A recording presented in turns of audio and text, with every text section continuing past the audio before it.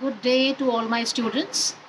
So, today I'm taking up this topic of a photograph, a poem which is written by Shirley Toulson, and it is in class 11 book called Hornbill. This is a textbook in English which has been prescribed by CBSE for class 11. Now, Shirley Toulson has written this beautiful poem of 3 stanzas. As you can see, it's quite a short poem. So let us take it one by one. I'll take each stanza and I'll explain it. Plus, I will also write down some notes on this sheet of paper which I have here. And I hope that it will be of use to you. And I hope that you will understand it not only today or tomorrow, but also before your exams, whenever they are, whether it is in August or in July. So we are doing this poem, A Photograph, by Shirley Toulson. Now, there is a speaker's voice. Who is the narrator? Let us find out. Let us all, whenever we are looking at any poem, what are the things that we should be talking about? What should we be looking at in a poem? First thing which is visible to us is how many stanza does it have? Okay? How many lines does the poem have? Does it rhyme? Does it have a rhyme scheme? If a poem does not have a rhyme scheme, then this poem is called as free verse. Is it a rhyming poem or is it written in free verse? This also we need to look at when we want to analyze or when we want to understand any poem. Then we also need to see who is the speaker. Of course, this one is by Shirley Toulson. I have often seen that when we say that who's the speaker, children tend to say that it is the poet. It may not always be so. Okay? For example, we will find out after we read the poem or after the first stanza who is the speaker in this particular poem. Who is speaking? Who is looking at things? Who is the speaker or the narrator? The speaker or the narrator. So, let us come to the first thing. Before I go further, of course, there is a mood in the poem. Mood meanings that, what is it? Is it a happy poem? Is it a happy poem? Or is it a sad poem? Is it a thought-provoking poem? That is something which makes us think about certain issues, okay, or any other, etc.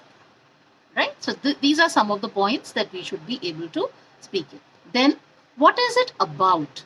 That is, what is the theme of the poem? What is the theme of the poem? What is it about? What is the message of the poet? Is the poet giving us any message, or is it that he has just written it for entertainment? Okay. Often theme and message may be different. Okay. Let us see. Now let us look at this particular poem, A Photograph, and find out what is it about, what are the issues, what are the concerns that the Shirley Toulson is expressing. Now I'll read it and then explain. The cardboard shows me how it was when the 2 girl cousins went paddling, each one holding one of my mother's hands. So here the cardboard seems to refer to the mount or the cardboard on which the photograph has been pasted. Okay. The cardboard shows me how it was when the 2 girl cousins went paddling, each one holding one of my mother's hands, and she, the big girl, some 12 years or so. All 3 stood still to smile through their hair at the uncle with the camera. A sweet face, my mother's. That was before I was born. And the sea, which appears to have changed less, washed their terribly transient feet. Now, after we have read the first stanza, can we determine who is the speaker? This line, my mother's, will give you the idea of who is speaking. It seems that it could be the son or it could be the daughter. And so the speaker is the son or the daughter who's talking about a time long back in which he remembers, he's trying to recall what his mother was doing on that particular day. And how has these memories come to him? Through the cardboard. The cardboard is the frame on which this photograph has been mounted. And somehow today he's looking at this photograph, and what does it show? The photograph shows two girl cousins, that is the cousins of the mother. Where were they? They were on the sea beach, they were paddling, each one holding one of my mother's hands. And she, the big girl. So it seems that the mother was a taller person than the other two. And at that time when the photograph was taken, the mother was 12 years old or so. And all the three cousins were smiling, and through their hair means that because it was a beach area, then maybe the breezy wind was blowing and their hair was falling on their faces. At the uncle with the camera. So who has taken the photograph? The uncle has taken this photograph. When was it taken? When the mother was 12 years old. Who all were there? There were two girl cousins of the mother, and they were posing for the camera, for the photograph. And where was it? It was on a sea beach. Okay. Then after that, look at the next line. A sweet face, my mother's. So the daughter or the son remembers, observes that the mother had a very sweet face when she was 12 years old. That was before I was born. And the sea, which appears to have changeless, washed their terribly transient feet. Now we will find that in these two last lines, there is a change of thought. But in the previous lines, he is talking about his mother, he is talking about the photograph, he is talking about the two girl cousins and the uncle, and suddenly he finds, and suddenly his thoughts go to the sea. And what does he notice about the sea? That the sea has changed, hardly changed. It is much the same. And it actually was washing their terribly transient feet. What does the word transient means? Transient means something which is temporary. Something which is temporary, which is not permanent. Okay? So what do you think he is saying in these lines? He is sort of thinking that even today, the sea has remained the same, is looking the same, it is changeless. But so much has passed. The mother has, once she was 12 years old, then she grew, and then now, when then she has died. Okay, so he is thinking about the passage of time, and also his thoughts go to how the passage of time takes away people, makes people age. But the sea is ageless. It is always like that. Then you can notice certain poetic devices. Yes, one more thing which you must always look in poems is poetic devices. What do we mean by that? There are many poetic devices. Some of the common ones are simile, metaphor, etc. Okay, so here, as you are already familiar with alliteration, terribly transient feet is an example of alliteration. Why? Because the word T has been repeated. The sound T is coming again and again. Terribly transient feet. What does it mean? Washed their terribly transient feet. Actually, feet is just a substitution. If you remove the word feet, what can be the word which we can substitute here? Terribly transient people or human beings. So when he is saying feet, he is actually just substituting. Feet is representative of the people. So this is a poetic device called synecdoche. What is it called? I will write the spelling. Synecdoche. Synecdoche. Right? Now I'm going to the next stanza. Some 20-30 years later, she would laugh at the snapshot. Snapshot means a photograph. So here we find in the first stanza, when the mother was 12, the photograph was taken. 20-30 years later, meaning that when she was about, maybe she was 42 or something, years later, she would laugh at the snapshot. She would laugh, meaning that she would be recalling what a wonderful time they had and how different they look at that time. And then she would say, "See Betty and Dolly," she would say. Betty and Dolly are obviously the names of the two girl cousins who have been mentioned in stanza 1. "See Betty and Dolly," she would say, "and look how they dressed us for the beach." So she would be laughing when she's recalling all these beautiful memories and the lovely memories of which the photograph triggers. The sea holiday was her past. Now, the sea, here in these double inverted commas, these are the thoughts of the mother when she looked at the photograph 20 to 30 years later.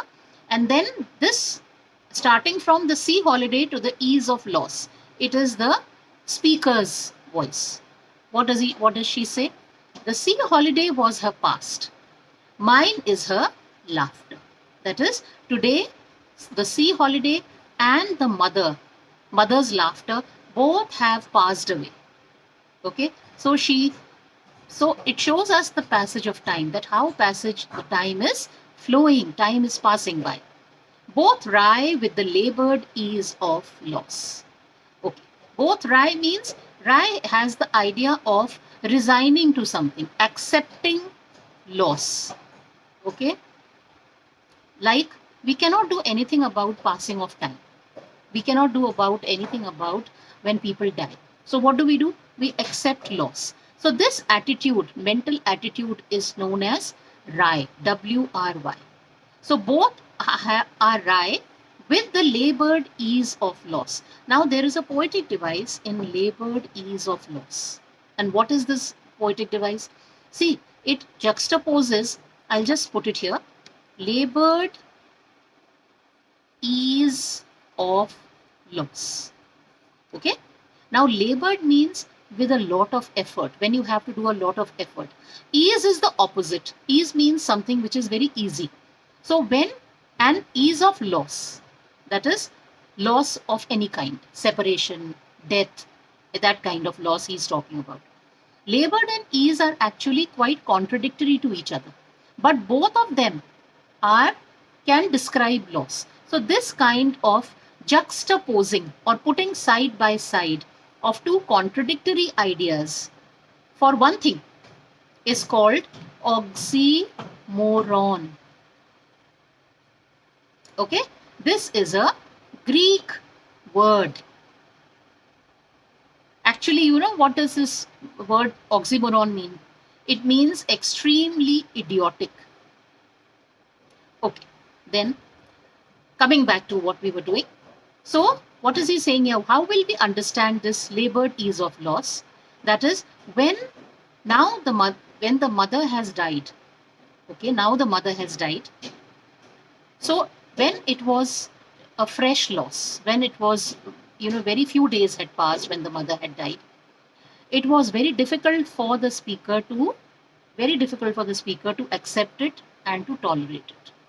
But later on, with time, this labor became easy. We all know that time is a great healer.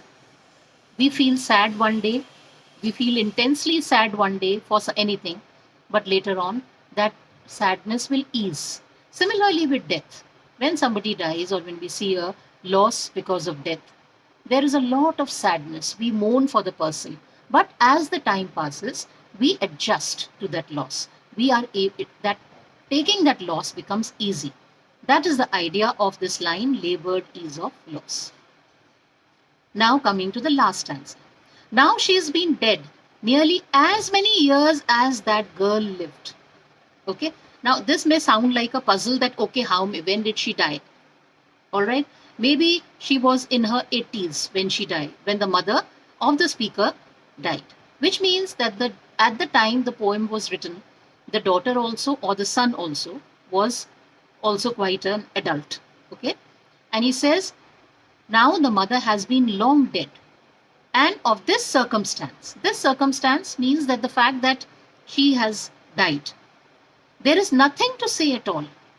It's silences. That is, he says that I feel that now that she is dead, I cannot say anything about this loss, because it is irreversible. Death cannot be changed. Once a person dies, it cannot be undone. It is inescapable. It is irreversible. And nothing can be said about it.